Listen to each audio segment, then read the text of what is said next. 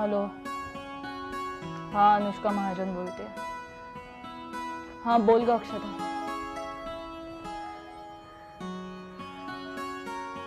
हो, अरे वा. अगं मी आले मी निघतीये लगेच निघतीये. हो मी निघते. चल अच्छा. कोणाचा फोन होता? अक्षताचा. काय? अरे ते डॉक्टर करंडे आहेत ना, आईला जे ट्रीटमेंट देत होते त्यांचा फोन आला होता. आई त्यांच्या ट्रीटमेंटला चांगला प्रतिसाद देते. म्हणजे आता त्यांच्या शब्दात सांगायचं तर I is out of danger.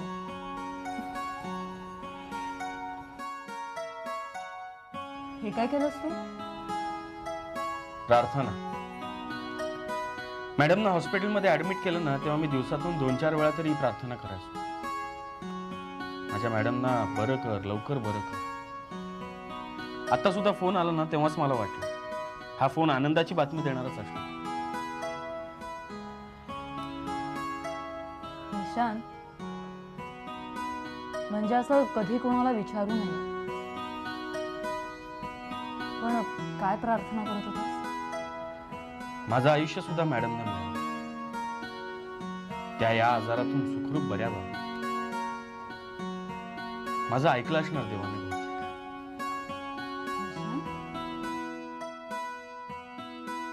अरे आई करता आपण सगळेजणच प्रार्थना करत होतो देवाकडे.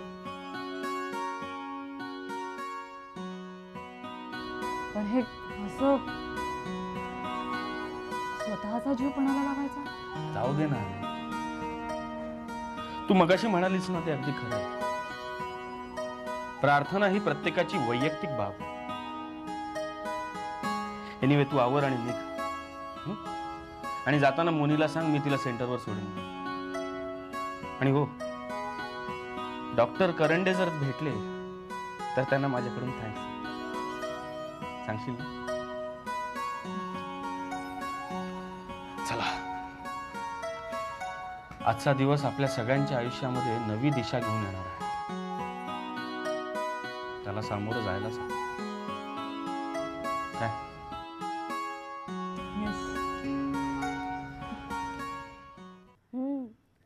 धोका टळलाय म्हणालेत डॉक्टर. हो ना, नाही काळजीचं कारण नाहीये ग आता.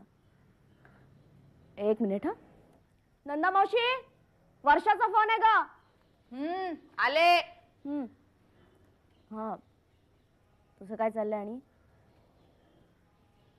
हो अगं घरी येऊन जा ना एकदा. हो ये. एक मिनिट. हा देते आईला. हॅलो. बोला. वर्षा, अगं मी घरी येणार आहे. मग अगं तुला पैसे देऊन ठेवलेत ना मी. मग बरं, आज येऊन जाईन मी घरी. वर्षा, मी घरी येईन ना तेव्हा सगळं बोल. चालेल? बर, ठेवू फोन. चल बाय.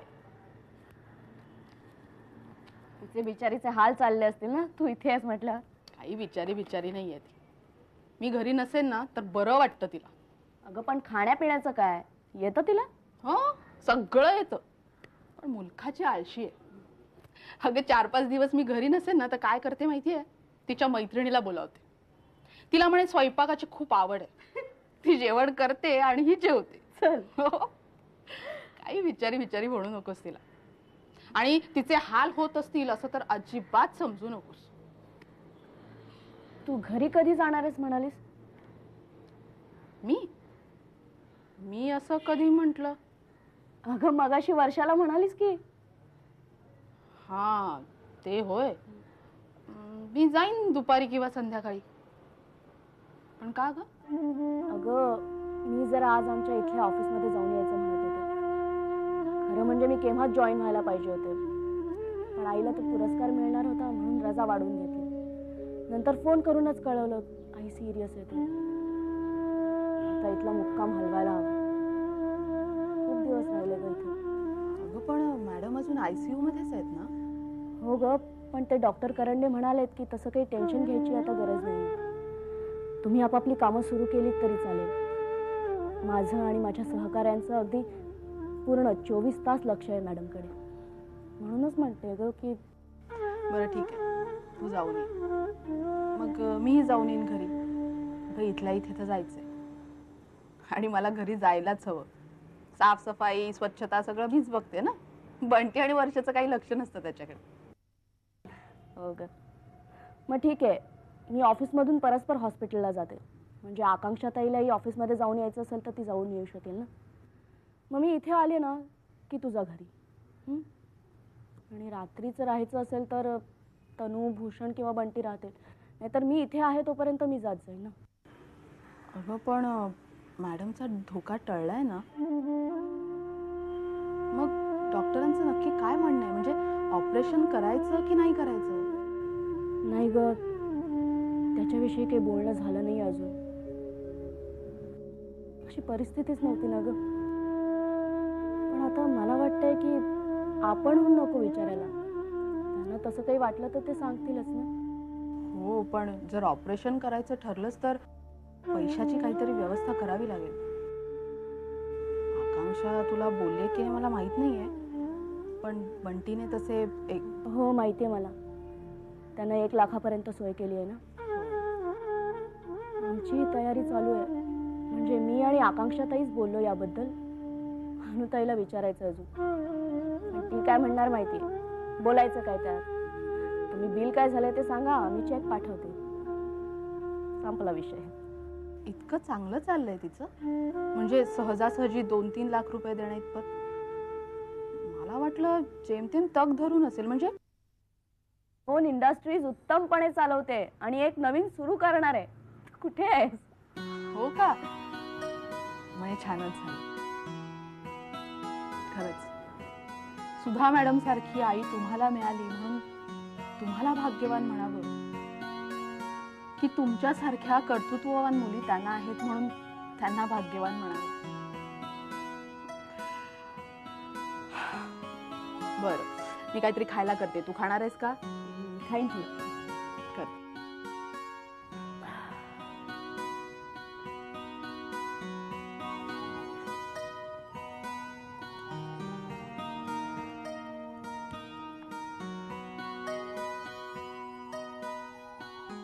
अनुष्का, हा तुझा पहिला आणि मोठा विजय आहे.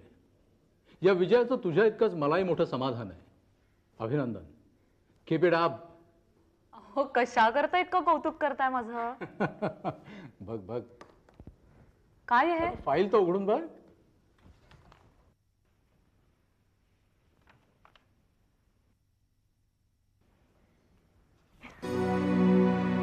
आणि सही केली? हे लाडांचा बंगला निशांतच्या नावावर. कर्वे, मला विश्वासच बसत नाहीये. हे खरंच झालं? होय अनुष्का, अगं हे घडलंय. तू बनवलंय. कर्वे, हे पेपर्स आज मी निशांतला दाखवले की इतकी मजा येणार आहे ना. पण त्याला कल्पना दिली होतीस का? हो, तुम्हाला नाही सांगितलं? अहो, त्याला ही बातमी सांगितल्यापासून त्याच्यात जाणवावा इतका बदल झालाय. हो, हल्ली तुम्ही घरीच आला नाही येत नाही का? अरे हो. एकदा या ना, जेवायला या. म्हणजे निशांशी भरपूर गप्पा मारता येतील. हो हो, येऊया ना. नाही तर असं करता का की तुम्ही तिघे आमच्या घरी येत आहे? काय आहे की निशांत जर घराबाहेर पडला ना तर ते अधिक जास्त चांगलं आहे. ॲक्च्युली मलाही ते खूप आवडलं असतं, पण आत्ता शक्य नाही आहे. ठीक आहे, बघूया नंतर. ओके, बरं आहे. मी निघू मग? नाही, 1-2 मिनटं बसा. मला थोडंसं वेगळ्या विषयावर बोलायचं आहे. हो, बोला ना. लाडाने जी सर्व्हिस इंडस्ट्रीची कल्पना मांडली आहे त्यात कितपत दम आहे असं वाटतं तुम्हाला? भरपूर भरपूर दम आहे. काय आहे की त्याच्यात रिस्क खूप कमी आहे. करायला लागणारी इन्व्हेस्टमेंटही कमी आहे. त्यामुळे लाडांनी जर एखादं असं चांगलं प्रोजेक्ट आणलं ना तर त्याच्यात यश हमखास आहे असं म्हणायला हरकत नाही. मलाही ते वाटतंय. कुठलं प्रॉडक्ट असेल अशी खूप उत्सुकता लागली आहे. लाडांना पुरेसा वेळ द्या. त्यात आपण घाई करता कामा नाही. त्यांना त्यांच्या पद्धतीनं काम करू द्या. हो ते तर झालंच, पण करते. मला अजूनही कशाचा नीट अंदाज बांधता येत नाहीये. म्हणजे I don't feel confident you know. या स्टेजला लाडांवरती जो विश्वास ठेवला ना तो पुरेसा आहे. तो विश्वास टिकवण्यासाठी लाड कसून प्रयत्न करतायत, करत राहतील. मला वाटतं याहून अधिक विचार करण्यासारखं आता काहीच राहिलं नाही. ठीक आहे, बघूया आपण. Yes. या वाट पाहण्यातच अधिक चांगलं फळ मिळेल अशी आशा बाळगूया.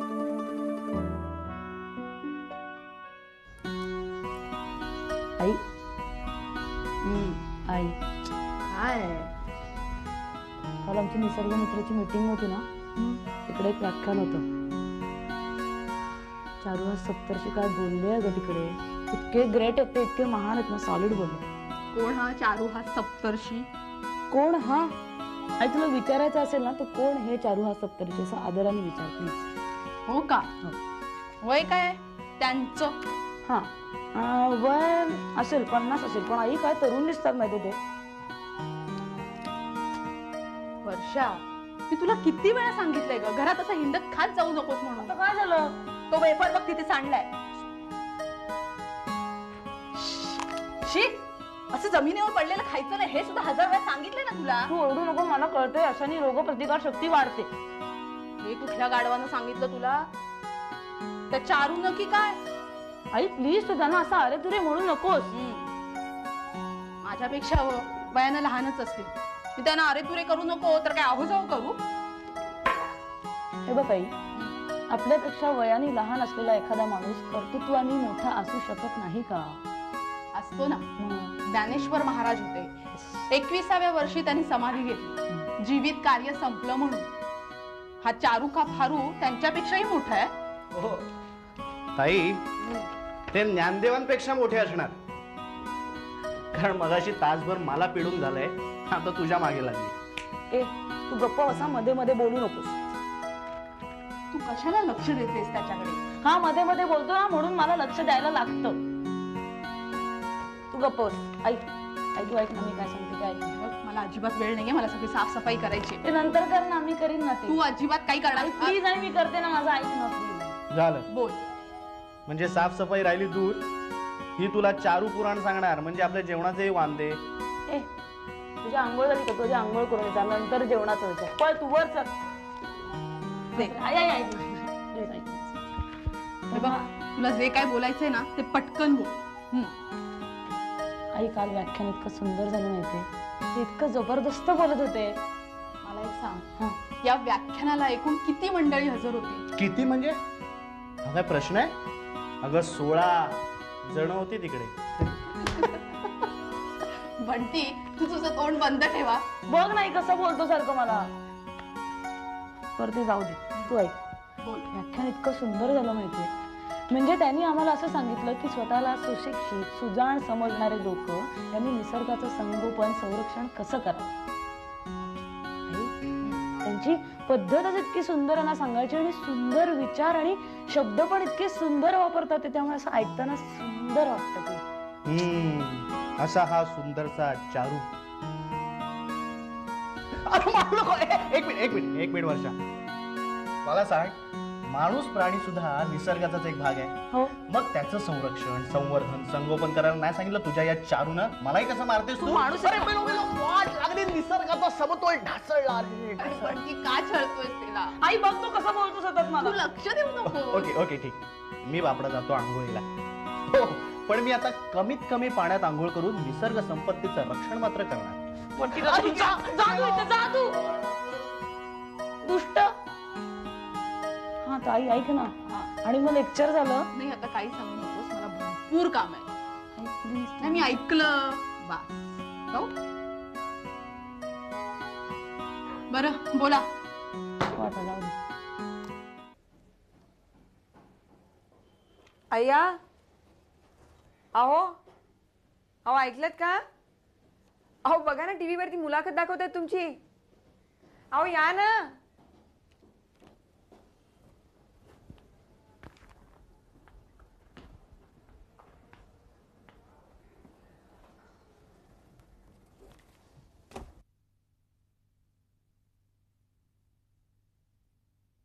सुमार आणि गल्ला भरून चित्रपटांचे दिग्दर्शक श्री वीरेंद्र शिरोडकर याच्या कुठलीही अभिरुची किंवा कलामूल्य नसलेल्या चित्रपटात प्रेक्षकांनाही फारसा रस उरलेला नाही. मात्र पडद्यावर पेचप आणि बेरंग चित्रपट करणाऱ्या शिरोडकरांचं पडद्यामागचं आयुष्य मात्र चमचमीत आणि रंगबिरंगी असलेल्याचं उघडकीला आलंय. डब्ल्यू मुंबई. बंद करतो टीव्ही. युसलेस बंद कर. अय्या पण अशी कशी हो मुलाखत दाखवली यांनी? नाही म्हणजे मला काही फारसं कळत नाही त्यातलं, पण तुम्ही काय बोलता ते मुळे ऐकूच येत नव्हतं मला. शुद्ध नालायकपणा आहे. मला विचारले ना प्रश्न ते सगळे सिनेमाबद्दल, कोण कोण काम करणार आहे, शूटिंग कुठे वगैरे सगळं, आणि दाखवताना काहीतरी भलतंच दाखवलं. नॉनसेन्स. म्हणजे सरळ सरळ तुमची बदनामी करायचाच डाव आखलाय त्यांनी. कुठलं होतं चॅनल, कुणी घेतली होती मुलाखत? तरी CWW कोणी शर्मा आणि सक्सेना म्हणून दोघे जण होते. याच्या आधी 2-3दा शूटिंगला पण आले होते आणि नंतर ही मुलाखत. CWW म्हणजे तेच चॅनल का हो जिथे ती कोणती? हा, आकांक्षा जोशी CEO आहे तिथे. अय्या तुम्ही ओळखता की तिला? मग तुम्ही तिलाच विचारा ना खडसावून, हे काय आहे, मुलाखत घेतलीये, दाखवते दुसरंच आपलं. तिला विचारावंच लागेल. इतक्या वर्षांच्या माझ्या करिअरमध्ये असं करायला कोणी धजावलं नाही. आत्ताच ही दुर्बुद्धी कुणाला आणि का सुचले पण असते. मी तुम्हाला एक सुचवू का?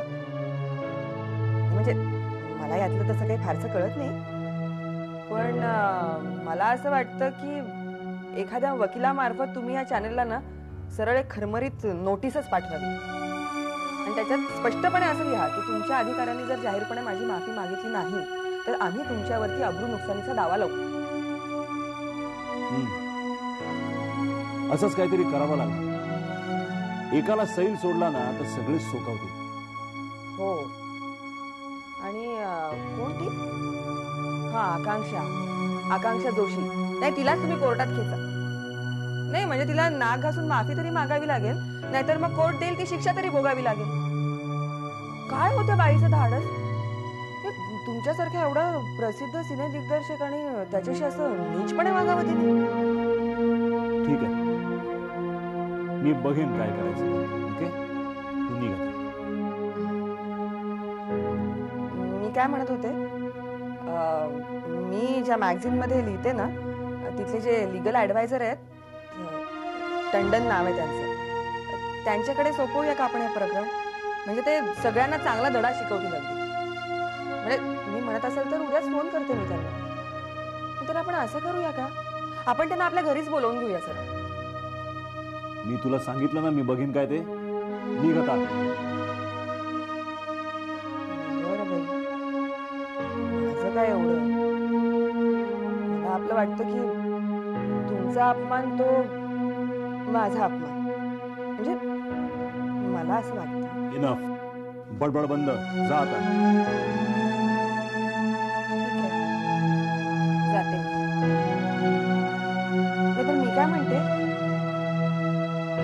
मी जे म्हणतेय त्याचा सिरियसली विचार करा तुम्ही.